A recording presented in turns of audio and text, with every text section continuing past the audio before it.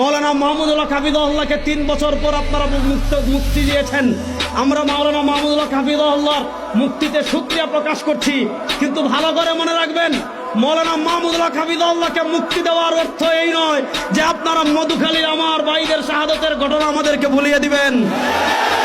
আমরা শাহাদতের দাবি, আমাদের ভাইদের রক্তের দাবি আদায়ের জন্য আমাদের নেতৃবৃন্দ যদি আমাদেরকে নির্দেশনা দেন, আমাদের নেতৃবৃন্দের আনুগত্য চূড়ান্তভাবে প্রকাশ করে আমার ভাইয়ের রক্তের বদলা নেওয়ার জন্য আমরা প্রস্তুত আছি না ইনশাআল্লাহ।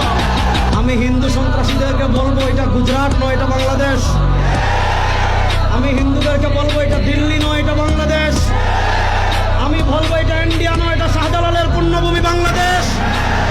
এখানে আপনি আমার ভাইকে পিটিয়ে মারবেন আর পূজার নামে দেশি অস্ত্র আমাদেরকে দেখাবেন।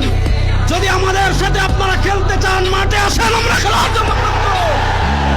কিন্তু আমার নিরীহ মুসলমানদেরকে যারা ঘন্টার পর ঘন্টা বন্দি রেখে তাদেরকে যারা পিটিয়ে শাহাদত বরণ করেছে, মনে রাখবেন মুসলমানের রক্ত পান করে পৃথিবীর কেউ নিরাপদ থাকতে পারে নাই, আপনারাও পারবেন না। এই রক্ত কথা বলবে ইনশাআল্লাহ।